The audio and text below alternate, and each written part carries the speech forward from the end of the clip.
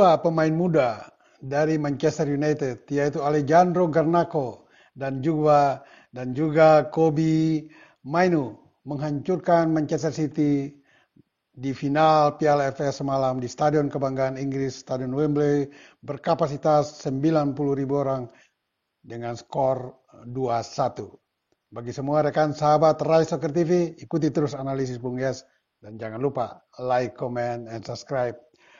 Semalam memang kita disajikan ya oleh sebuah pertandingan lokal Piala FA. Tetapi jika melihat permainan kedua tim, kita boleh bersyukur menyaksikan sebuah permainan yang disajikan oleh tim mapan Manchester United maupun MCT dengan permainan-permainan yang kontradiksi dari yang kita kenal selama ini di Liga Inggris yang terkenal dengan kick and rush atau kick and run-nya, bola-bola panjang, jarang sekali melakukan umpan 1-2. Namun semalam di balik permainan Manchester City dengan umpan-umpan pendek juga dilayani dengan Manchester United dengan umpan-umpan pendek, maka sosok di balik permainan yang begitu mengesankan dari kedua tim adalah Pep Guardiola yang terkenal dengan tiki-taka ala Spanyolnya atau di Barcelona ketika dia memegang Barcelona, dan juga di kubu MU ada warisan total football walaupun tidak sekental ketika dilakoni oleh tim-tim Belanda atau tim nasional Belanda, yaitu Erik ten Hag dari Belanda, pelatih yang juga pernah menangani Ajax Amsterdam dan memberikan beberapa gelar bagi Ajax sebelum mendarat di Manchester United. Dan pertandingan semalam memang secara keseluruhan Manchester City menguasai permainan ya. Bahkan di babak pertama penguasaan bola mereka 73 berbanding 27, dan di babak kedua atau secara keseluruhan Manchester City masih menguasai permainan semalam dengan perbandingan penguasaan bola 64% berbanding dengan Manchester United yang hanya 24%. Tetapi Manchester United unggul dalam shoot on target, yaitu tendangan ke sasaran gawang. Tetapi Manchester City juga masih unggul dari salah satu sisi permainan, yaitu umpan-umpan atau penguasaan bola. Manchester City bisa melepaskan lebih dari 600 umpan, sementara Manchester United hanya 200 sekian umpan. Tetapi secara skor dan hasil Manchester United yang memenangi pertandingan. MCT harus menerima kekalahan tersebut. Banyak alasan yang membuat mereka memang harus kalah walaupun secara permainan mereka menguasai. Misalnya, Pep Guardiola semalam menurunkan formasi yang agak berbeda, ya. Di kanan yang biasanya Phil Foden beroperasi dan itu posisi kesayangan dia. Semalam dia dioperasikan di posisi sayap kiri dan sayap kanan ditempati oleh Silva.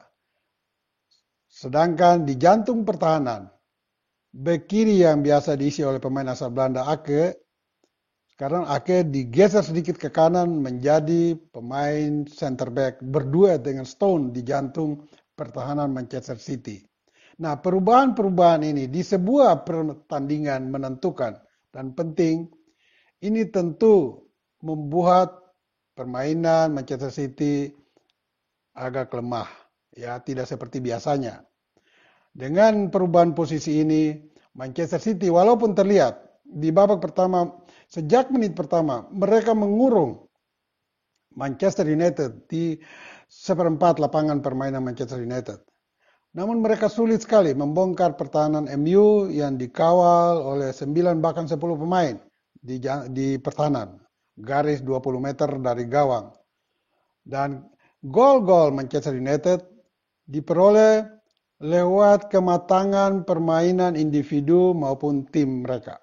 Walaupun dalam tekanan gencar, tetapi MU bisa keluar dari tekanan itu untuk menghasilkan gol-gol kemenangan. Kita lihat bahwa kiper Ortega di bawah Manchester City semalam bagaikan kiper pemula. Mengapa saya katakan demikian? Karena kedua gol Manchester United lahir dari peluang-peluang yang begitu terbuka di jantung pertahanan Manchester City. Ini membuat Ortega seakan-akan berada atau dalam kapasitas kualitas sebagai kiper pemula walaupun dia ada di sebuah tim besar. Ini juga akibat kelemahan pertahanan Manchester City. Ketika mereka asik menyerang, mereka lupa mengkoordinasikan lini pertahanan. Dan saya sebut tadi, ini juga akibat daripada Ake yang digeser ke jantung pertahanan, bukan di posisi sayap kiri. Ketika dia berdua di jantung pertahanan, gol pertama Garnacho diawali oleh jebakan yang dilakukan oleh Ake, tapi Garnacho masih lolos dari jebakan Ake tersebut. Sehingga karena tidak offside, dia begitu leluasa menerobos sektor kiri pertahanan Manchester City dan kemudian membuat bek kiri Vardiol melakukan kesalahan dengan mencoba menanduk bola ke kiper Ortega. Dan tandukan yang begitu lemah membuat Garnacho dengan leluasa bisa menguasai bola dan menaklukkan Ortega yang sudah tidak berdaya karena berhadapan langsung dengan Garnacho. Gol kedua juga memperlihatkan begitu rapuhnya pertahanan Manchester City semalam. Sebuah umpan lambung. Nah, ini agak berbalik dengan permainan menyeluruh dari Manchester United. Mereka memang menggunakan juga umpan-umpan bola pendek menyusur tanah, tetapi ketika ada momen yang memang menguntungkan dari sektor kiri pertahanan MU, sebuah umpan lambung dilesatkan menyilang ke sayap kanan dan Garnacho menusuk sektor kiri pertahanan MU, melakukan kerjasama dengan melepaskan umpan yang sangat terukur kepada Bruno Fernandes, pemain asal Portugal, dan dengan satu sentuhan yang matang, Fernandes bisa meneruskan umpan itu kepada Kobbie Mainoo untuk menaklukkan Ortega kedua kalinya. Nah, dua catatan penting yang perlu kita berikan apresiasi tinggi bagi Garnacho maupun Kobbie adalah kedua pemain ini masih berusia sangat muda, 19 tahun. Ya, Alejandro Garnacho adalah pemain Argentina yang bermain dalam posisi gelandang menyerang, sama dengan Mainoo, pemain asal Inggris yang juga berusia 19 tahun. Bayangkan, pemain dengan usia 19 tahun begitu muda, begitu percaya diri, bisa tampil dengan sebuah tim besar di pertandingan yang penting dan mencetak gol-gol yang sangat indah. Ini adalah sebuah apresiasi yang tinggi tentu bagi pemain-pemain dengan kualitas yang begitu hebat di Liga Inggris saat ini. Mengapa Manchester City begitu sulit sekali menembus pertahanan MU? Dan mereka hanya baru mendapat satu gol balasan, itu pun 3 menit di waktu normal lewat penyerang sayap Doku. Namun gol ini juga tertolong karena terlihat betul kiper Onana di bawah Mr. Gawang MU tidak fokus saat itu.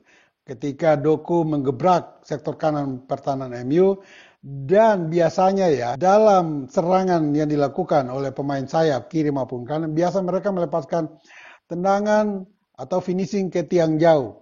Ya, dan itu salah satu ciri khas Foden. Ketika dia beroperasi di sayap kanan, dia biasa melepaskan tendangan kaki kiri dan menusuk pojok kanan gawang. Nah, semalam Doku melakukan antitesis. Dia tidak melakukan tendangan ke tiang jauh pojok kiri MU, tetapi dia melepaskan tendangan menyusur tanah ke tiang dekat.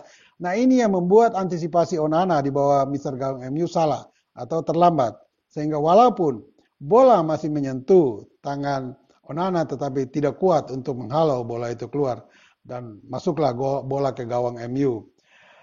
MU sendiri ketika Kevin De Bruyne tampil lebih awal, juga ada Erling Haaland di sana, ada Phil Foden.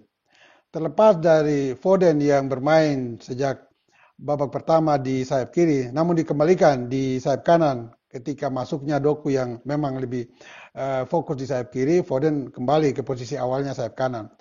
Namun ada satu pemain Manchester City, yaitu Kevin De Bruyne, menjadi otak serangan MCT semalam, terlihat tidak dalam kondisi terbaiknya.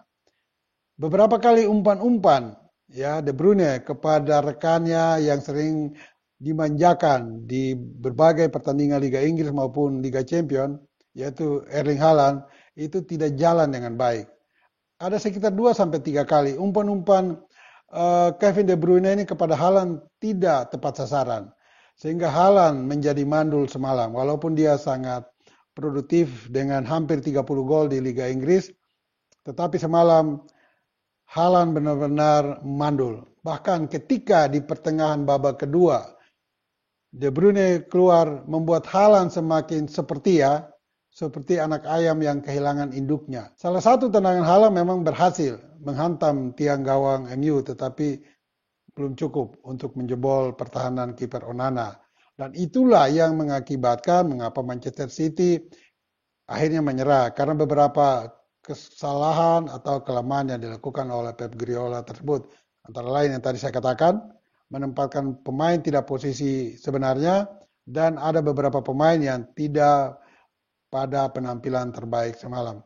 Dan MU sendiri, walaupun kekurangan atau tidak ikut sertanya Harry Maguire di pertahanan dan juga pemain berpengalaman dari Brasil, yaitu Casemiro, tetapi Erik ten Hag mampu mengoptimalkan pemain yang jarang turun di center back pertahanan MU, yaitu Lisandro Martinez. Dan pemain ini memang membuat frustrasi penyerang-penyerang Manchester City, karena dengan penampilan yang sangat prima, walaupun dengan tubuh yang tidak lebih daripada 180 cm, dia berhasil menghadang Haaland dan juga Kevin De Bruyne dengan umpan-umpannya. Tetapi Martinez akhirnya ditarik keluar di babak kedua, digantikan oleh pemain berpengalaman Jonny Evans. Dan masuknya Evans makin memperkuat pertahanan MU, duet bersama dengan pemain asal Prancis yaitu Varane. Dan kemenangan Manchester United ini sekali lagi adalah pembalasan yang sama dari kekalahan mereka dari tim yang sama pula, MCT, di musim lalu dengan skor yang sama 2-1. Dan ya, kita patut memberikan apresiasi dan ya kehormatan dan juga pujian kepada Manchester City, pelatih Erik ten Hag yang sudah memberikan gelar tunggal bagi Manchester United di musim ini. Walaupun di Liga Inggris posisi mereka tidak masuk di 6 besar. Dan bagi semua rekan sahabat Rai Soccer TV, jangan lupa bola itu bulat. Giring terus!